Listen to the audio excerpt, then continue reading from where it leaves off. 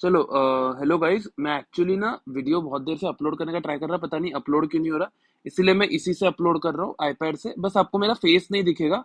बाकी अपन जो आपका ये है स्किल बेस्ड असेसमेंट क्वेश्चन, उसका क्वेश्चन नंबर 6 पे ध्यान देते हैं, ठीक है। ये क्वेश्चन नंबर 6 क्या है?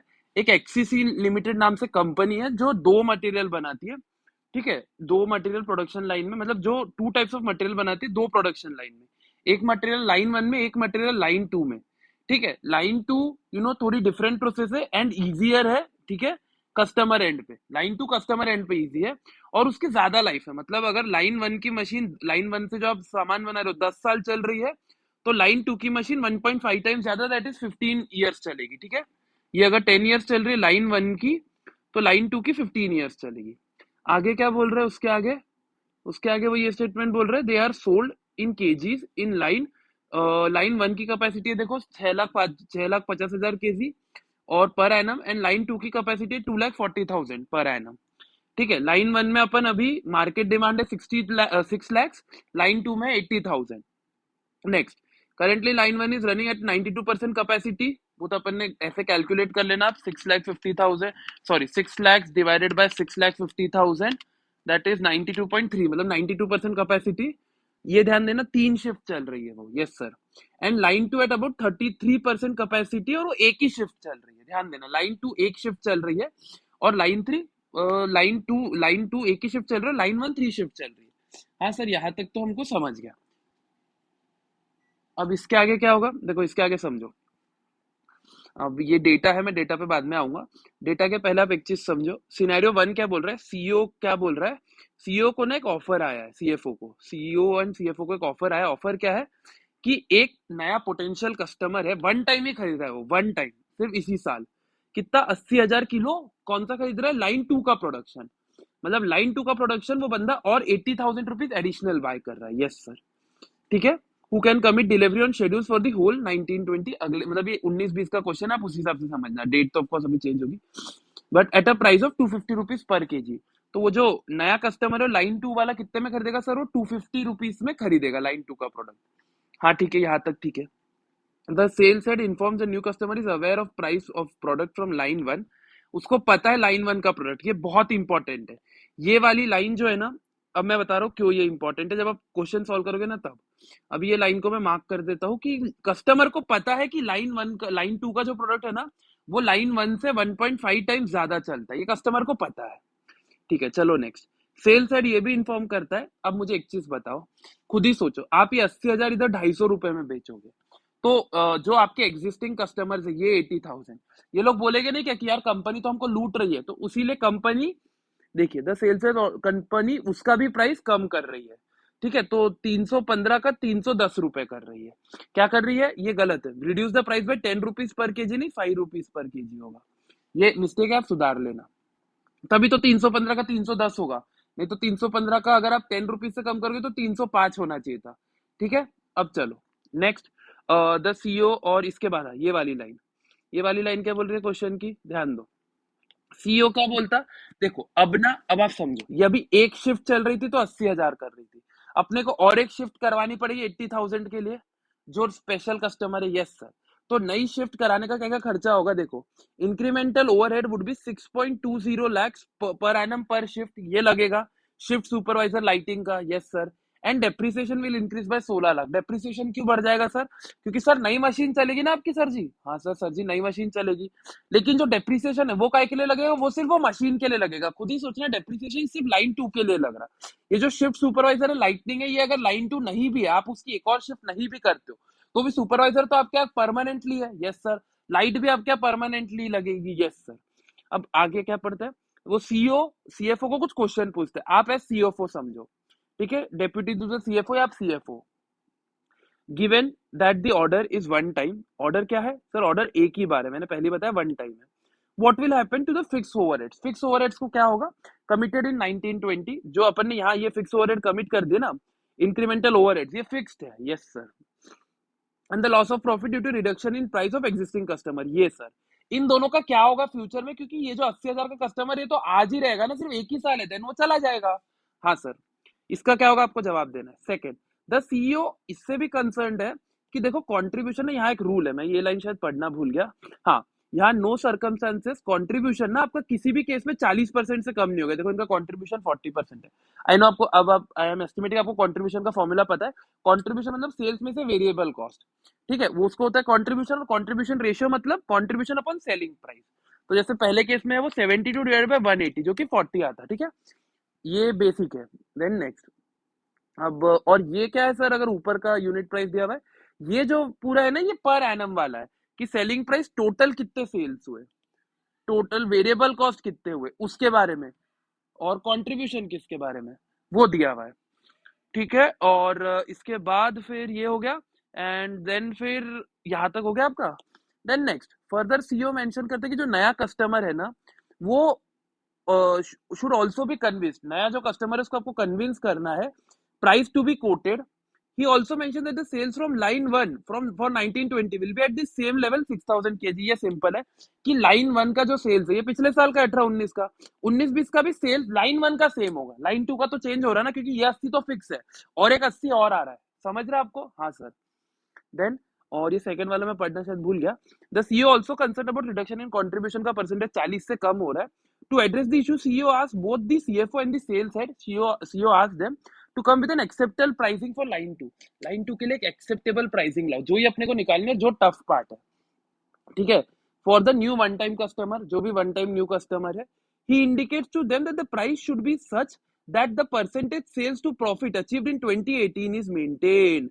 now this is one of the most important lines कि 18-19 में जो क्या लिखा हुआ है, परसेंटेज सेल्स टू प्रॉफिट लिखा हुआ है, कंट्रीब्यूशन नहीं लिखा है। वर्ड्स पे फोकस करो, always remember, understand why, understand how, why will be easy, ठीक है। अगर आपको हाउ बहुत इजी जाएगा, अगर आपका वाई क्लियर है तो।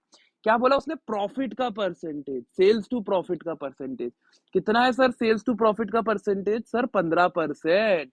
कितना है सर जी? मैं अच्छे से मार्क कर देता हूँ सर जी, है 15%, 15%। तो 18-19 का हो गया, तो 19-20 का कितना चाहिए सर? सिंपल है, जब 18-19 का 15% है तो 19-20 का भी मेरे को 15% ही चाहिए। तो क्या रखूंगा मैं अगले साल का? सर जो मेरा ये फाइनल है ये 15% है। अब इसको सॉल्व कैसे करेंगे? देखो, मैं सबसे पहले, ये तो सब आपको बाद में कमेंट्स पढ़ाऊंगा, सबसे पहले ये चीज समझो, वर्किंग पे ध्यान देना, ठीक है। देखो करंट वाला तो कोई प्रॉब्लम ही नहीं है, वो तो एज इट इज ही रहेगा, उसमें तो कोई प्रॉब्लम ही नहीं है। नहीं सर, वो तो एज इट इज ही पूरे का पूरा ये का यही डेटा लिख देने का, करंट वाले का। हाँ सर, करंट वाले का तो ये का यही डेटा लिख देने का, ठीक है। करंट वाले का ये का यही डेटा आप लिखोगे। एक सेकेंड, हाँ, करंट वाले का आप ये का यही डेटा लिखोगे, देन फॉलोड बाय आप करंट वाले के बाद अब क्या करोगे?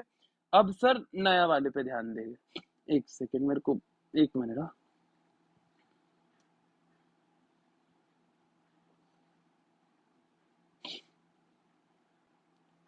हाँ, यहाँ तक का समझा? हाँ सर, ये समझ गया। अभी इस पे क्या हो रहा है, इस पे एक चीज ध्यान देना, करंट वाले का हो गया। अब एग्जिस्टिंग कस्टमर जो करेंटली है, मतलब सर, मतलब वो वन टाइम कस्टमर को हटाओ अभी के लिए। अभी के लिए आप समझो वन टाइम कस्टमर को आप हटा दोगे। हाँ सर, वन टाइम कस्टमर को मैं हटा दिया। अभी मैं क्या कर रहा हूँ, ये जो 80,000 है ये कस्टमर को, इनका सेल्स प्राइस मैंने यहाँ बताया, यहाँ सेल्स प्राइस चेंज करना है, 310 करना है। तो सेल्स प्राइस क्या होगा सर? सर 310 होगा। अब सर वेरिएबल कॉस्ट, अरे बेटा वेरिएबल कॉस्ट पर यूनिट तो फिक्स ही रहेगा, वेरिएबल कॉस्ट पर यूनिट तो फिक्स ही रहता है, वेरिएबल कॉस्ट ऑलवेज, तो वेरिएबल कॉस्ट 189 ही होगा। Yes sir. तो कंट्रीब्यूशन कितना आ गया? 310 में से 189, तो वो आता है 121, ठीक है, 121, ठीक है, वो आता है 121। ये देखिए यहाँ भी 121 आ गया, ये आ गया 310, 189, 121। हाँ सर, यहाँ तक का तो हमको समझ गए, ये 121 आ गया। नेक्स्ट, तो अब उसका कंट्रीब्यूशन कितना होगा सर? 121 डिवाइडेड बाय 310, जो कि होता है सर 39%। तो कंट्रीब्यूशन परसेंटेज नए वाले इसमें कितना सर? 39%। कंट्रीब्यूशन कम आया, कंपनी 40 चाहती है। हाँ सर, ये आपको समझना है, अभी इसका डिटेल में अपन डिटेल डिस्कस करेंगे। ये हो गया, यहाँ तक का हो गया। हाँ सर, अब मेरे को एक चीज बताओ, 310 रुपए पर यूनिट और मैं 80,000 यूनिट बेच रहा हूँ, तो टोटल कितना होगा? 310 इंटू 80,000। हाँ सर, जो कि होता है 2 crore 48 lakh, which is 248 lakhs, ये 2 करोड़ 48 लाख है, which is 248 lakhs। Yes sir. तो ये क्या फिगर हो गई? ये देखो, ये इधर हो गई सर 248, कितनी हो गई सर जी? 248 हो गई। देन नेक्स्ट, अब मेरे को बताओ वेरिएबल कॉस्ट कितना होगा? सर वो तो आपने फिक्स ही रखा है पर यूनिट। यस सर, यहाँ भी 189 है तो ये भी फिक्स ही आएगा 151.2। हाँ सर, वेरिएबल कॉस्ट भी 151.2 आ गया। देन तो उसके बाद अब सिंपल है ना, -151,200, तो वो आता आपका 9680। तो ये देखो 96.8 यहाँ तक हो गया। हाँ सर, यहाँ तक का समझ गया। नेक्स्ट, अभी ध्यान देना, अभी मैं चीज जो समझा रहा हूँ उस चीज को समझ रहा। अब जो नया प्रोडक्ट आप बना रहे हो, यस सर, मैं जो नया प्रोडक्ट बना रहा हूँ ये नया कस्टमर के लिए, नया प्रोडक्ट मतलब जो कस्टमर के लिए नया वन टाइम कस्टमर के लिए जो प्रोडक्ट बना रहा हूँ, अभी के लिए समझो उसका प्राइस एक्स है। सिर्फ इस चीज पे ध्यान देना, मैं इधर ही साइड में आपको एक्सप्लेन करने के लिए इधर कर रहा हूँ, ध्यान देना इधर। ठीक है, नया जो प्रोडक्ट बना रहा हूँ उसका प्राइस समझ लो एक्स। हाँ सर, एक्स है उसका प्राइस। यस सर, तो ध्यान देना, अभी बहुत ही सिंप्लीफाइड तरीके से सोचना। तो टोटल सेलिंग प्राइस कितनी होगी उसकी एक्स के लिए? Sir total selling price total होगी 80,000, हाँ, into x. Yes sir, 80,000 into x, ये हो गई उसकी टोटल सेलिंग प्राइस। हाँ सर, 80,000 इंटू एक्स, यहाँ तक का तो हमको समझ गया। अब मुझे एक चीज बताना, आप जो अब लकीली इस क्वेश्चन में क्या हो रहा है कि जो नया ऑर्डर आया ना वो भी 80,000 का ही आया है। हाँ सर, तो मुझे बताओ लाइन 2 में ही अपन बना रहे हैं। Yes sir, 80,000। मैंने कितने बार बताया per unit variable cost change नहीं होता, तो वेरिएबल कॉस्ट 189 ही रहेगा। तो 80,000 के लिए कितना होगा सर? 151.2 ही होगा, 151.20। यस सर, एंड सर आप लोग में से काफी लोग बोलेंगे सर प्राइस तो 250 है ना, चलती ना 250 ही कोट करेंगे ना। नहीं बेटा, 250 जो कस्टमर ने कोट किया है, अपन को प्राइस एग्जैक्टली बतानी है ये वाली लाइन के कारण।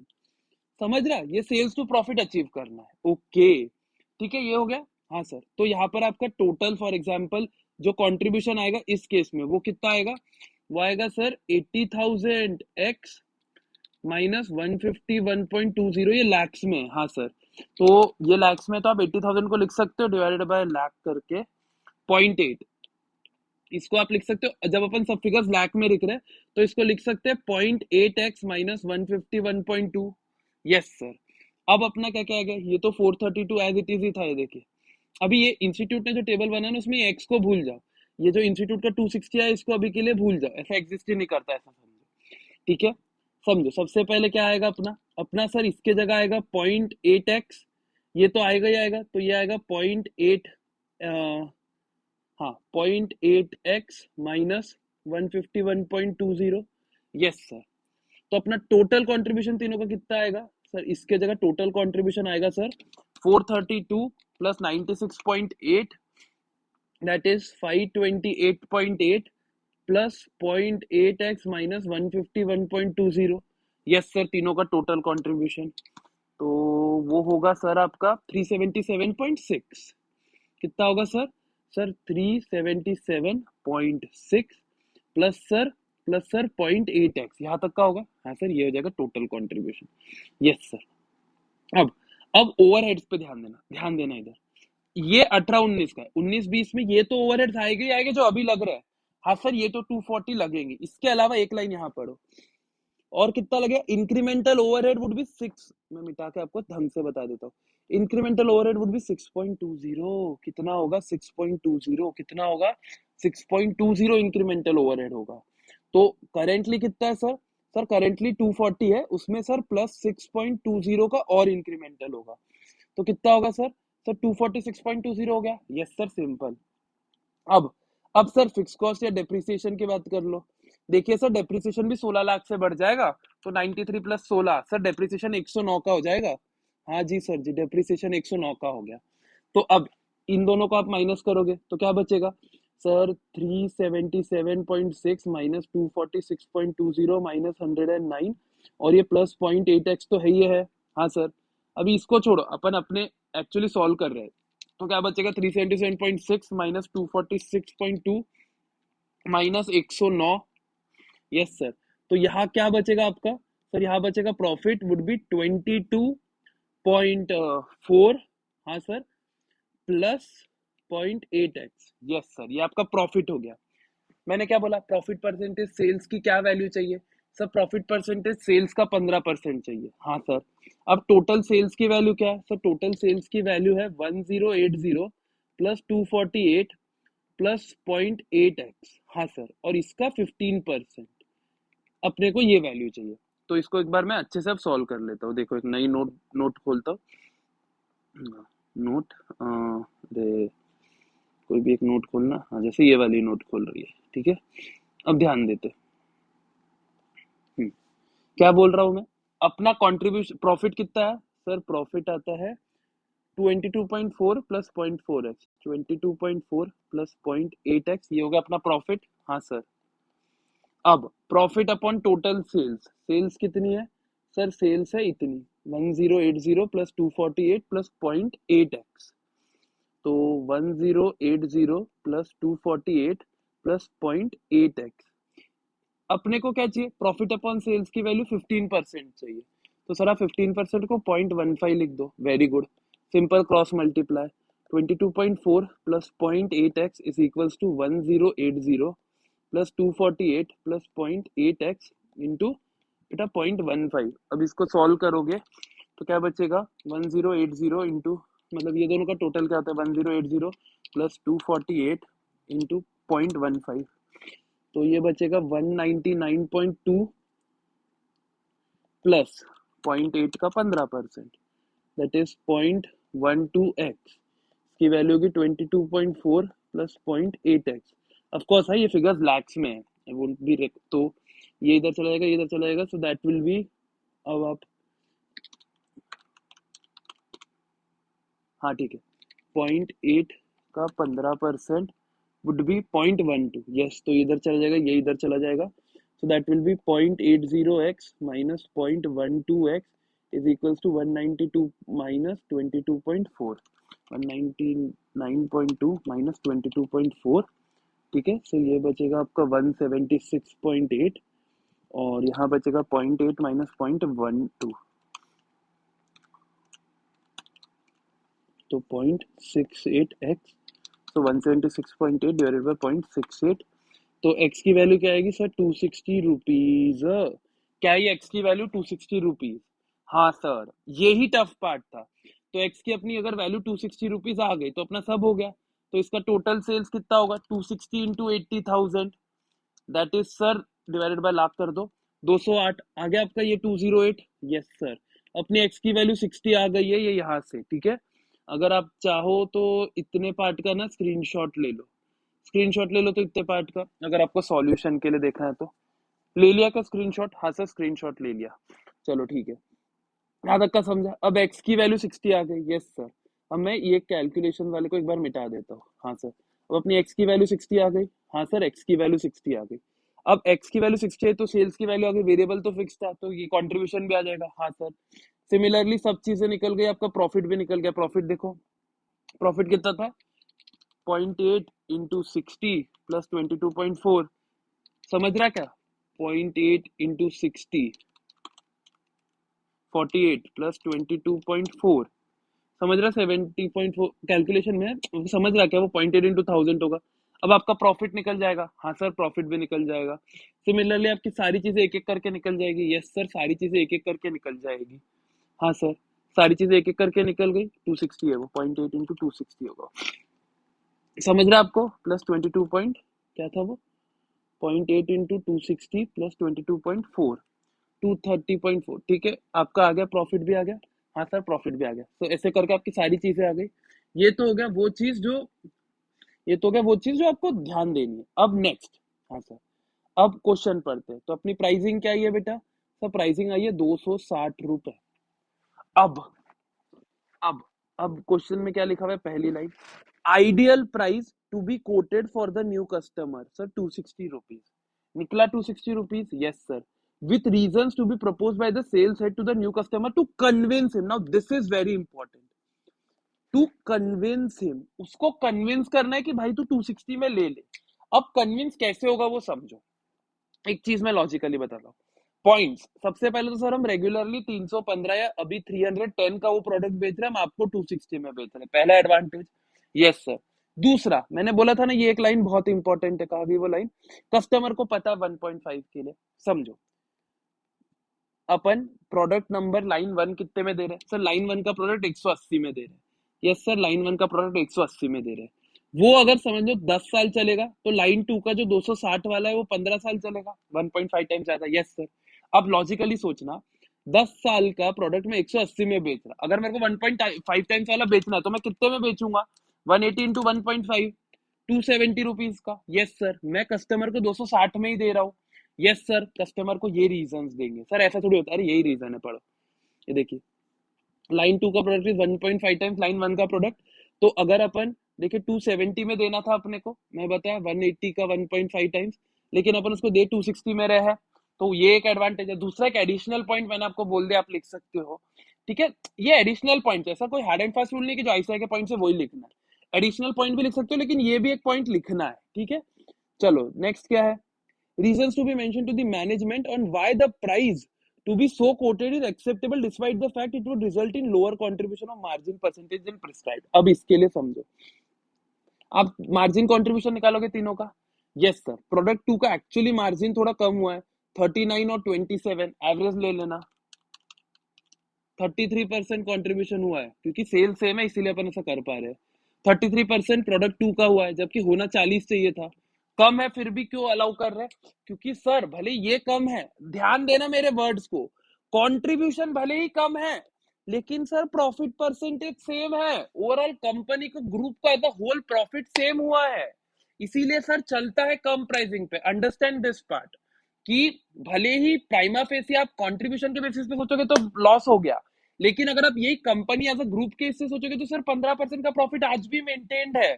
वेरी गुड, यही उसके पीछे लिखा हुआ है, देखो 15% despite the drop in contribution. समझा? Despite the drop in contribution. यहाँ उन्होंने स्टैटिस्टिकली एक और चीज एक्सप्लेन करी, वो मैं आपको नंबर से समझा देता हूँ। 260 अपन उसको कोट कर रहे हैं। Yes sir. अपना इंक्रीमेंटल खर्चा कितना है? देखो 260 छोड़ो, अभी 260 जो अपन उसको कोट कर रहे हैं। हाँ सर। 260 का जो अपन उसको कोट किया, अपना कंट्रीब्यूशन 71 से बढ़ गया। हाँ सर, कंट्रीब्यूशन 71 से बढ़ा। वेरिएबल खर्चा कितने से बढ़ा समझ रहे हो? या टोटल कंट्रीब्यूशन कितने से बढ़ा सर? 56.80 लाख। और ये 6.2 से बढ़ा है, जो अपना ओवरहेड्स है बताया मैंने। और ये कितने से बढ़ा? ये सर 16 से बढ़ा है। तो टोटल खर्चे कितने से बढ़े सर? 16 प्लस 6.20, दैट इज 22.20 से टोटल कॉस्टिंग बढ़ गई है, और अपना कंट्रीब्यूशन 56.8 से आया है। समझा आपको ये चीज? दिस इज वेरी इंपॉर्टेंट, ठीक है, this is very important. Yes sir. तो वही लिखा हुआ इधर 20, देखो 6 प्लस 22.2 से आपका बढ़ा है, और कंट्रीब्यूशन 56.8 से बढ़ा है, तो नेट फिर भी आपको प्रॉफिट है ना, 56.8 माइनस 22.2, तो 34.6 आप फिर भी कमा रहे हो, कंपनी कमा रही है, जो वो नहीं कमाती थी अगर ये ऑर्डर नहीं लेते थे। तू समझ रहा क्या? ऐसे सोचना पड़ता बिजनेस में, सिर्फ नंबर्स के बेसिस पे नहीं, फैक्ट्स, फिगर्स, डेटा। और उसके अलावा एक और पॉइंट लिख सकते हो, जो मैं पर्सनली एज ए स्टूडेंट लिखा होता, कि जब अपन ज्यादा कस्टमर कैटर कर रहे हैं ना, तो माउथ टू माउथ पब्लिसिटी भी बहुत होती है, जिसके लिए एडवर्टीजमेंट ऐसा करने की जरूरत नहीं, पब्लिसिटी बहुत होती है। So this is an important part, non financial factors. Then next, third, recommend the strategy in consultation with the sales manager, sales manager से consult करो to make up for the fixed overheads and loss of profit due to reduction in price for existing customer। अरे existing customer के लिए जो product reduce हुआ subsequent years में, अभी ध्यान देना, 315 का 310 हुआ, ये 5 रुपए से कंट्रीब्यूशन कम हो गया 121। हाँ सर, ये तो 121 कम हो गया। अब यहाँ एक चीज ध्यान देना, इसमें से मैं बता रहा हूं, मैंने बोला ना depreciation will increase 16 lakh per annum पर शिफ्ट। डेप्रीसिएशन क्योंकि मशीन ज्यादा यूज होगी अगले साल से, समझ रहे हो? अगले साल से ये वाला कस्टमर नहीं है, मतलब अगले साल मतलब सर ये 1920 में तो कस्टमर है, 2021 में ये वाला कस्टमर ही नहीं एग्जिस्ट करता। अब जब ये कस्टमर ही नहीं एग्जिस्ट करता तो अपन लाइन टू फिर से क्यों 2 शिफ्ट में चलाएंगे? एक ही शिफ्ट चलाएंगे ना बेटा। अरे हाँ सर, सेकेंड शिफ्ट चलाएगा ही नहीं, वापिस इसी स्टेज पे आ जाएगा। जब ये स्टेज पे आ जाएगा तो ये जो है, जो डेप्रिसिएशन है मशीनरी का, वो नहीं लगेगा क्योंकि तुम मशीन ही नहीं चला रहे हो। हमेशा ध्यान रखना, कॉस्टिंग और अकाउंट्स में फर्क है।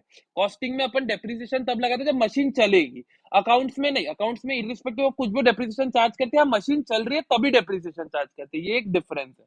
या बिजनेसमैन पर्सपेक्टिव से सोचना, तो वो 16 लाख का नहीं लगेगा।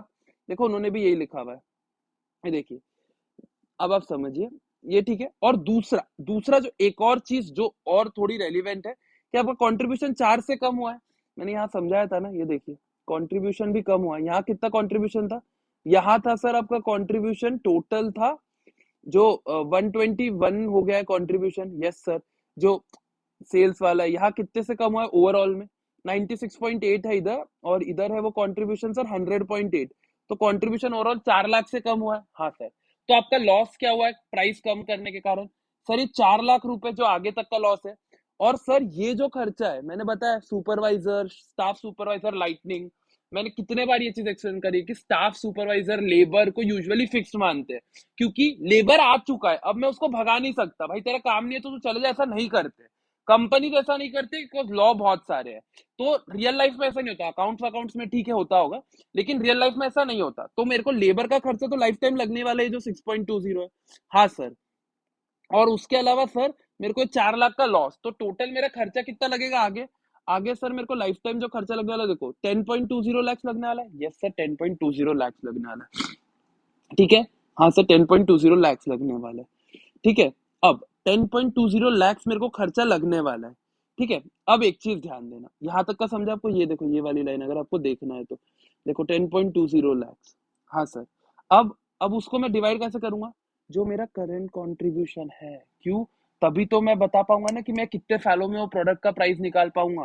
करेंटली जो मैं हर साल लॉस कर रहा हूं, मैं करंट कंट्रीब्यूशन से डिवाइड करूंगा 72, मतलब मेरे को 15,000 यूनिट ज्यादा बेचनी पड़ेगी, ये वाली 6 लाख वाली यूनिट 15,000 ज्यादा बेचनी पड़ेगी, तब मैं इसके कंट्रीब्यूशन रिकवर कर लूंगा जो इसका मेरे को लॉस हुआ है। यस सर, वही चीज है। देखो रेकमेंड स्ट्रैटेजी, स्ट्रैटेजी ये रहेगी कि मैं 15,000 units, I would try to sell 15,000 units more of line 1 के जो प्रोडक्ट्स है। इवेंचुअली इन्होंने भी यही बोला हुआ है।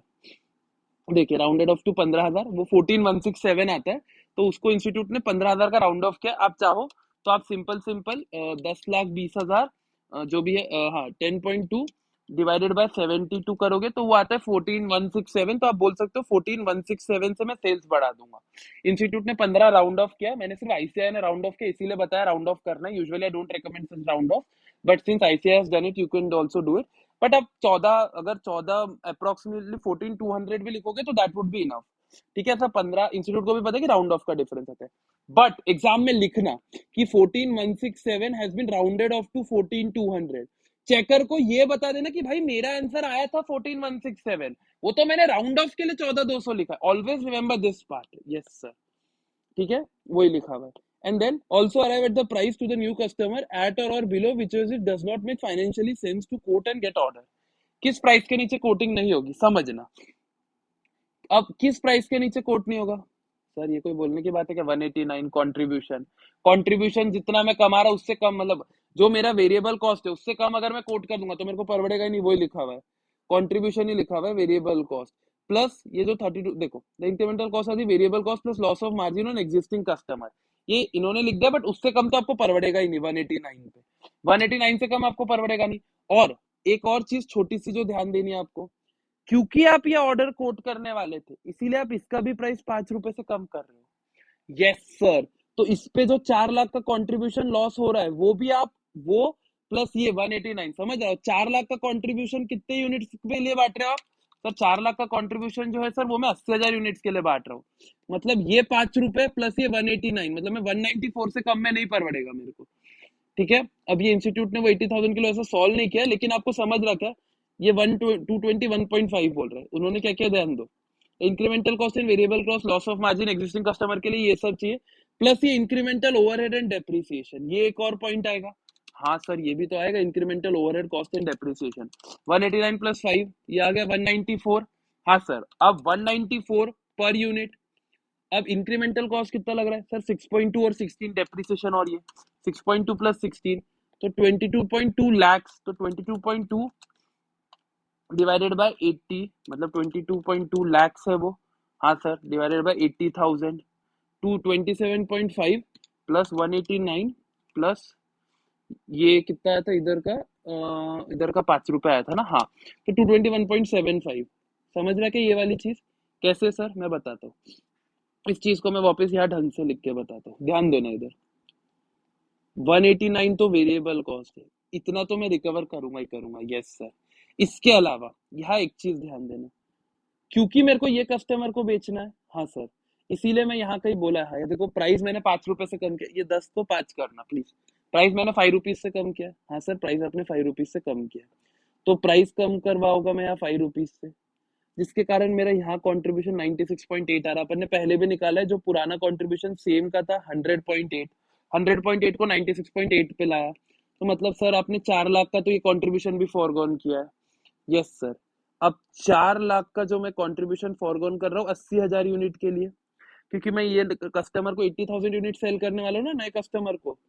हाँ सर। तो 80,000 यूनिट पे फॉरगॉन किया, मतलब आपने 5 रुपए का कंट्रीब्यूशन और गया, तो ये 5 रुपए बेसिकली। फिर से डिसीजन मेकिंग में मैंने सिखाया था ट्रांसफर प्राइसिंग में, सोचना कैसे भाई, वो एग्जिस्ट ही नहीं करता तो कितना होता, तो अगर वो ऑर्डर एग्जिस्ट ही नहीं करता तो मेरे को 5 रुपए का खर्चा नहीं जाता ना पर यूनिट, तो ये लगा है। यस सर, ये हो गया कंट्रीब्यूशन लॉस। हाँ सर। ठीक है, देन नेक्स्ट। अब तीसरा खर्चा, ध्यान दो, ये इन सब के अलावा मेरे को एडिशनली ये फिक्स कॉस्ट लगा होगा 6.2 का, और ये 16 लाख। यस सर, ये दोनों खर्चे भी इसीलिए लग गए क्योंकि ये ऑर्डर आया। अगर ये ऑर्डर ही नहीं आता तो मैं ये दोनों खर्चे लेता ही नहीं, तो ये दोनों खर्चे लगे ऑर्डर लगने के कारण है। तो 6.2 लाख मतलब 6,20,000 प्लस 16 लाख, 16 लाख है ना, हाँ, तो वो टोटल 22.2 लाख लग गया, सॉरी 22.2 लाख। हाँ sir, divided by 80,000। Yes sir, 22.2 lakh divided by 80,000, तो सर 27.75 पर यूनिट और मेरे को लॉस हो रहा है, ये फिक्स कॉस्ट का जो खर्चा है। यस सर, वो भी मैं कस्टमर को बोलूंगा ना भाई तू बेयर कर, मैं जेब से थोड़ी दे रहा, प्रॉफिट वाले ही नहीं कमाऊं, लेकिन जेब से थोड़ी पैसे दूंगा। तो ये फिक्स कॉस्ट का खर्चा। अब इन तीनों का टोटल करो, 189 plus 5 plus 27.75, 221.75 is the minimum cost I will bear, minimum cost I will bear, वही लिखा हुआ है, ये देखिए। सो 221.75, ठीक है, चलिए ये भी हो गया। Next scenario two, scenario two यहाँ क्वेश्चन में पड़ी, रॉ मटेरियल 19-20 में क्या हो रहा है, volume of the year were assume to be exactly same, but raw material का प्राइस बढ़ गया। अभी अपन ने केस ऊपर क्या पढ़ा था कि रॉ मटेरियल का प्राइस भी फिक्स है, यहाँ रॉ मटेरियल का प्राइस 12 से बढ़ चुका है फॉर बोथ दी प्रोडक्ट, दोनों प्रोडक्ट के लिए। Manufacture out of line 1 and 2, हाँ सर। अब price increase by 12 rupees per KG for each of the product will result in drop in contribution percentage below 40, nothing but obvious would below 40 contribution percentage जाएगा ही जाएगा for both the products, क्योंकि price बढ़ गया तो naturally variable cost बढ़ा होगा तो contribution कम ही होगा। Calculations indicate that the contribution margin can be retained at 40% if the prices are increased by 20 rupees per kg. 40% price maintain हो जाएगा अगर आप 20 रुपए पर केजी प्राइस बढ़ा दो। ओके, रिक्वायर्ड पड़े, वो भी काफी वेग रिक्वायरमेंट है, मैंने पढ़ा हुआ इसलिए मैं बता रहा हूँ। You are required to indicate which price increase, 12 रुपए पर केजी और 20 रुपए per kg has to be obtain from the customer. Customer से 12 रुपए पर केजी का प्राइस के ऑब्टेन करोगे 20 रुपए का। सर 20 रुपए का ना, कि कंट्रीब्यूशन 40 मेंटेन होगा। बेटा मैंने इतना चिल्ला चिल्ला के बोला, कंट्रीब्यूशन पे क्या जाना, प्रॉफिट परसेंटेज सेम है ना यार। तुम 12 रुपए का कस्टमर से प्राइस एक्सचेंज करवा लो ना, जितना प्राइस बढ़ा उतना नलीफाई हो गया। अब जितना प्राइस बढ़ा 12 रुपए, 12 रुपए बढ़ा, तुमने उतना ही नलीफाई करवा दिया, तो 12 रुपए बढ़ा ही नहीं इन शॉर्ट, तो तुम्हारा प्रॉफिट परसेंटेज अभी भी 15% रहेगा, जो कि तुमको मेंटेन करना है। कंट्रीब्यूशन थोड़ी मेंटेन करना है, प्रॉफिट परसेंटेज मेंटेन करना है। यस सर, वही लिखा हुआ है इधर, ये देखिए। With a raw material price, customer will pay more than 12 rupees as exceeded will have to justify. Though there is a fall in contribution purchases, there is no loss to the company. Company को loss नहीं है, as the price increase of variable cost amounting to 12 rupees per kg is fully recovered. समझा, पूरे का पूरा recover हो गया है, वही चीज इधर बोली भी है। ठीक है, अब आई नो ये वीडियो मैंने बिना मेरे फेस के लाया, लेकिन क्योंकि पता नहीं यार आज ना वो हो ही नहीं रहा, मतलब कैमरा ठीक से चल ही नहीं रहा था, तो बट मैंने कमिट किया हुआ है कि मैं अभी ये डालूंगा, तो इसलिए थोड़ा सा एडजस्ट कर लो। और कोई इश्यू हो तो please feel free, Telegram channel पे आप कमेंट कर सकते हो, व्हाट्सएप नंबर भी ले लो 9421503171। अभी जब तक आप लोग की May 22 की एग्जाम स्टार्ट नहीं हो जाती, आप लोग को कोई भी डाउट हो, सर पढ़ना कैसे, डिटेल कैसे करना, कोई भी चीज के लिए आप मेरे को कंसल्ट कर सकते हो। ठीक है, चलो चलो, थैंक यू।